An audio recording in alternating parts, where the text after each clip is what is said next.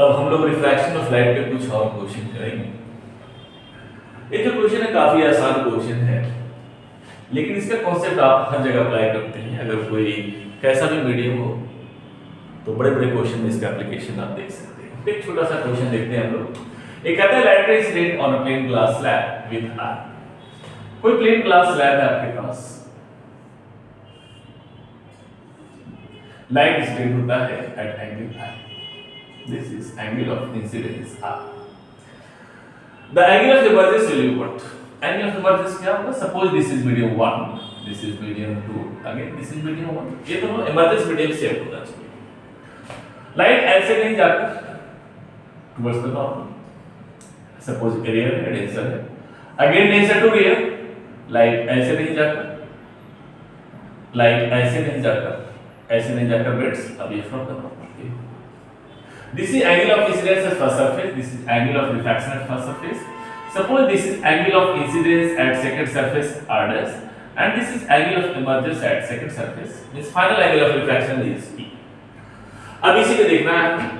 Suppose light move कर रही है मीडियम 1 to मीडियम 2, तो कितना होगा आपका sin I upon sin R is equal to refractive index of medium 2 with respect to 1. ये हो गया। अब सेकंड से फर्स्ट में हम अगर जाते हैं तो इस केस में हम कंसीडर कर सकते हैं second to first. sin I becomes r dash, sin R becomes angle of emergence E is equal to refractive index of medium 1 with respect to 2. Refraction इसको इसको आप इस तरह से लिख सकते हैं sin R dash upon sin E, या ऐसा कर sin E upon sin R dash is equal to 1 upon refractive index of 1 with respect to 2. इसे आप इस तरह से लिख सकते हैं sin E upon sin R dash equal to refractive index of medium 2 with respect to 1 upon refractive index of 1 with respect to 2 equal to 2 with respect to 1. ऐसा होता है। अगर इस इक्वेशन को और इस इक्वेशन को देखें तो आप कह सकते हैं sin I upon sin R is equal to sin E upon sin R dash। आप यहां से कर सकते हैं A एंगल के बराबर है, यहां R बराबर है R dash के, ये दोनों एंगल बराबर तो कट जाएगा। आप कह सकते हैं sin I is equal to sin E means I angle of emergence जो होगा एंगल ऑफ इंसिडेंस के बराबर। अब हम दूसरे क्वेश्चन की तरफ जाते हैं। इस क्वेश्चन में कुछ ऐसा ही है, बिल्कुल वैसे ही, लेकिन रिफ्रैक्टिव इंडेक्स चेंज कर रहा है वाई डायरेक्शन में। ये कहता है in the given figure refractive index of medium x varies as this. Refractive index of medium x है जो वेरी करता है, sorry medium x varies, medium x a ले लेते हैं, मीडियम x a है, varies as this, medium x vary कर रहा है इस तरह से। Refractive index of medium y, this is medium y। Refractive index of medium y is isotropic. y जो है आपका आइसोट्रोपिक है, सेम ही ऑप्टिकल डेंसिटी का मीडियम है। सपोज मान लीजिए that is 1 for air, suppose air है में equal to 1 for air. y is isotropic और x का जो है रिफ्रैक्टिव इंडेक्स y डायरेक्शन में आपका चेंज कर रहा है। तो angle of glance at medium y in medium y is 5 degree. Medium y में जो है angle of glance 5 degree. Angle of glance आपको पता ही है, फर्स्ट लेक्चर में बताया भी था। सपोज लाइट ऐसे इंसिडेंट हुआ, इंसिडेंट लाइट जो बाउंड्री ऑफ टू मीडिया जहां से रिफ्रैक्शन होता है उसके साथ जो एंगल बनाता है that is angle of glance. तो कहता है फाइनल एंगल ऑफ इमर्जेंस क्या होगा। अंडरस्टूड है, मीडियम का रिफ्रैक्टिव इंडेक्स इस तरह से बाई डायरेक्शन में इंक्रीज कर रहा है, तो rarer to denser towards the normal किसी तरह से चेंज हो रहा है, ऐसे किसी तरह से चेंज हो रहा है, सपोज ऐसे जा रहा है, किसी तरह से चेंज हो रहा है। अब यहां जो लाइट है ऐसे नहीं जाकर bends away from the normal, light ऐसे चली जाएगी। तो इसमें एंगल ऑफ इंसिडेंस कितना हो गया, ये 5 एंगल ऑफ ग्लास 5 डिग्री ऐसे हो गया 85 डिग्री। तो इस केस में angle of emergence will also 85 degree, right. ये आपका एंगल ऑफ इमर्जेंस। तो याद रखिए जो मीडियम है जिसमें रिफ्रैक्शन हो रहा है आइसोट्रोपिक हो या बहुत सारे मीडियम्स हो, लाइट अगर एक मीडियम, अंडरस्टूड है कि इसका रिफ्रैक्टिव इंडेक्स और रिफ्रैक्टिव x और y दोनों का रिफ्रैक्टिव इंडेक्स आपका सेम होना चाहिए फाइनल में, सॉरी y का रिफ्रैक्टिव इंडेक्स आपका सेम होना चाहिए, इमर्जेंस और इंसिडेंस का मीडियम सेम हो। कोई भी यहां भी देखे थे आपको कि इंसिडेंट रे और इमर्जेंस रे का मीडियम सेम था, यहां इंसिडेंट रे और इमर्जेंस रे का मीडियम सेम है। बीच का मीडियम 1 हो या 10 हो, कितने भी मीडियम हो, राइट, एंगल ऑफ इमर्जेंस हमेशा एंगल ऑफ इंसिडेंस के बराबर होगा। अब कुछ अलग क्वेश्चन करते हैं।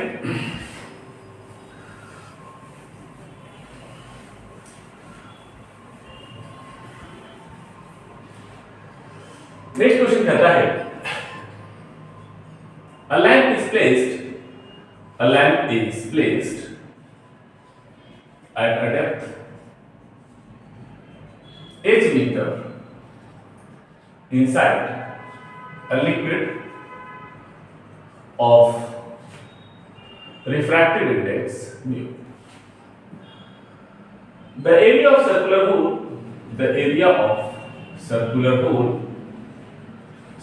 hole emerging out from the liquid surface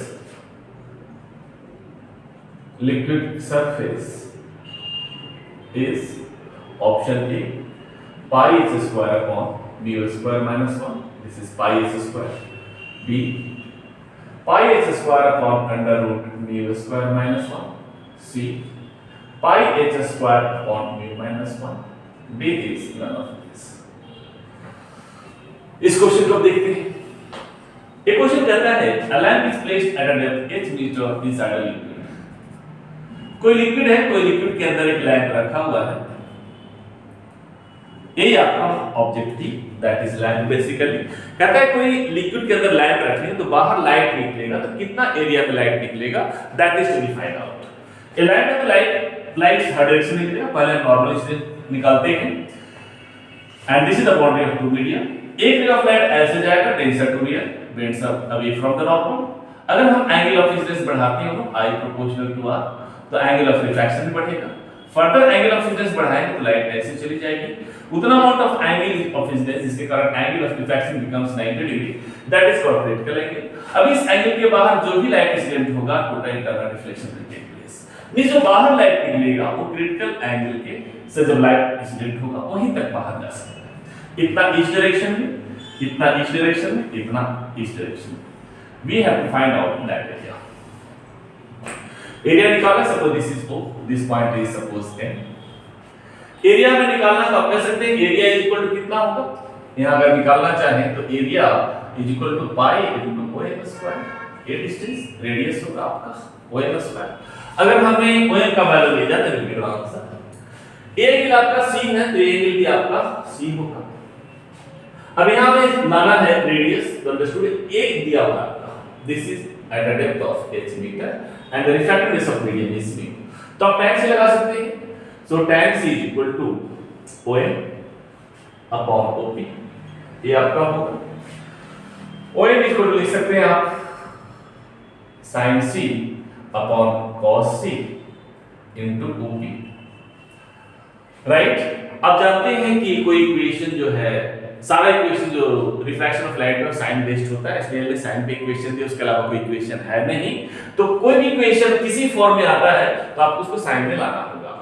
आप कह सकते हैं OM is equal to sin c into under root 1 minus sin square c into OP। आप लिख सकते हैं sin c is equal to 1 upon mu into OP, that is OP basically OP is given h upon under root 1 minus mu square, sorry 1 upon mu square। आप इसको लिख सकते हैं that is equal to h upon mu upon under root mu square minus 1 divided by mu, mu से mu cut गया तो आप कह सकते हैं OM is equal to h upon under root mu square minus 1, hence area becomes pi into OM square, लिख सकते हैं h square upon mu square minus 1। So this is the answer first। अब कुछ और क्वेश्चन देखते हैं। Next question,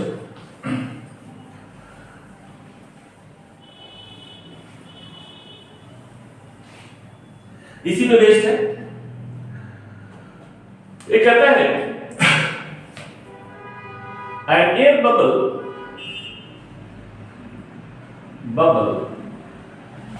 is at the center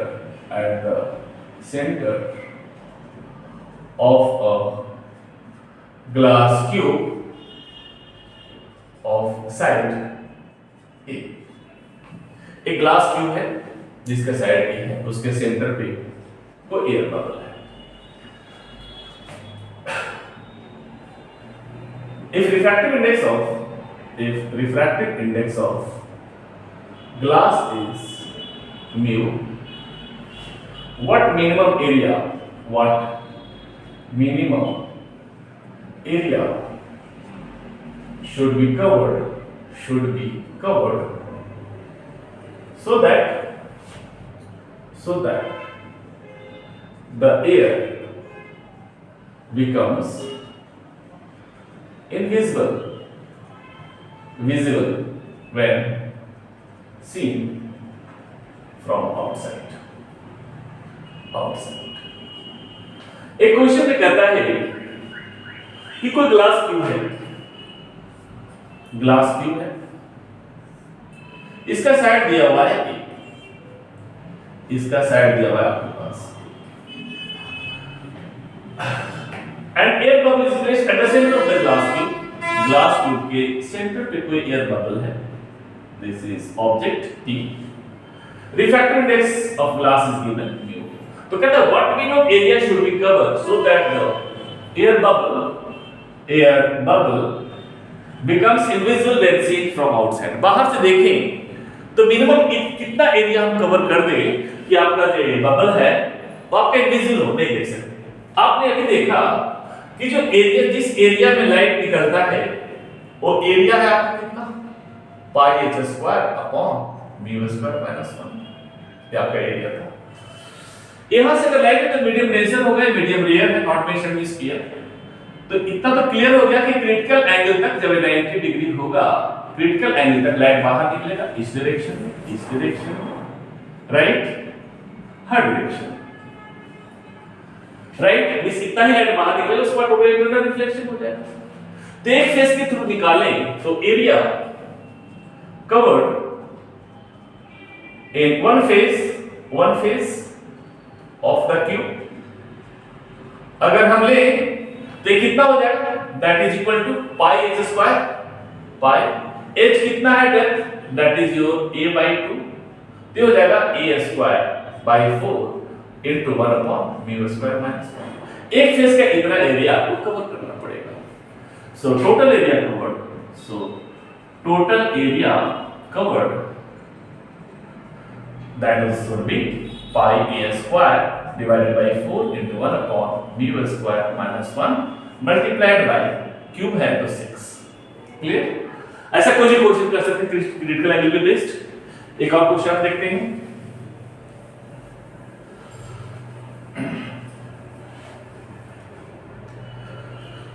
next question कहता है light incident at an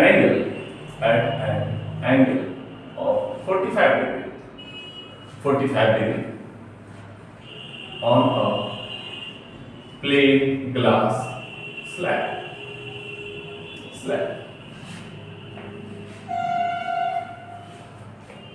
What should be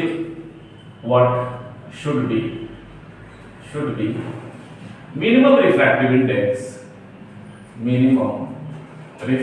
index of glass so that light will not pass through the vertical surface of the slab. Check whether this is possible or not, क्या possible है या नहीं, इसको check भी करना है। ये कहते हैं light incident at an angle 45 degree on plane glass slab. एक प्लेन ग्लास स्लैब है, यही है plane glass slab, light incident होता है at an angle of 45 degree, that is given, suppose I is 45 degree, this angle। Suppose ये medium 1 है, air है, glass slab है, सपोज मीडियम 2 है, अगेन ये मीडियम 1 है, rarer to denser to western normal, light ऐसे जाएगी, right, this is I, this is R, again यहां डेंसर मीडियम है, दिस इज योर 90 डिग्री, तो ये एंगल है, denser to rarer bends away from the normal, एक particular angle पे light incident होगा तो क्रिटिकल एंगल 90 डिग्री बनाएगा। अगर ए एंगल 90 डिग्री से ज्यादा होगा तो total internal reflection will take place, light कितना हो जाएगा उसी मीडियम में लौट जाएगी, राइट, मींस वो वर्टिकल सरफेस से पास नहीं करेगा। तो ए एंगल आपका कितना होगा 90 माइनस आर, ए एंगल आपका है 90 माइनस आर।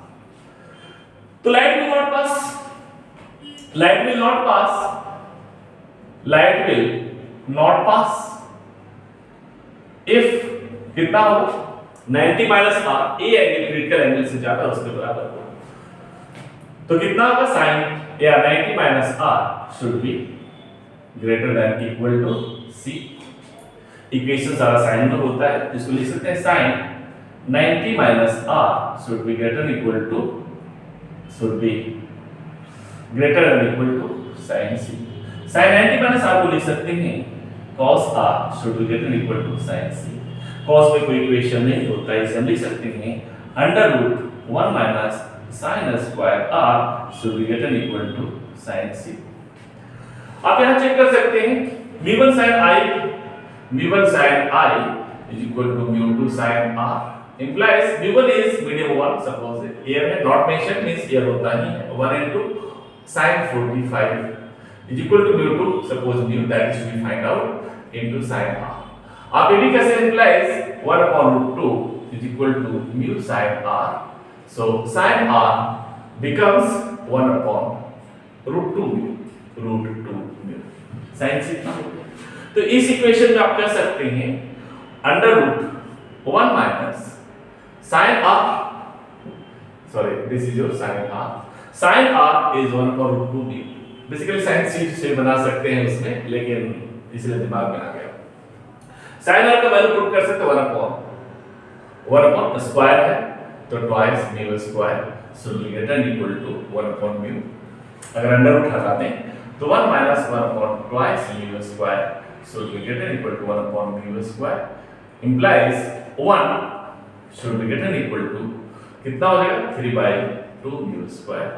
अब कह सकते हैं 3/2 mu square should be less than equal to 1 implies mu square should be less than equal to कितना 2/3 implies mu should be less than equal to 2/3 का under root, means mu minimum होना चाहिए ये 2/3 का अंडर रूट। अब देखिए ये तो आ गया मिनिमम इतना रिफ्रैक्टिव इंडेक्स तो लाइट पास नहीं करेगी। अब इस कंडीशन में check whether this is possible और नॉट। अब याद रखिएगा अगर ए मीडियम ईयर है for which refractive index is 1 तो ए वैल्यू तो 1 से कम होगा, less than 1, 2/3 is less than 1, तो ये तो डेंसर हो नहीं सकता है इससे।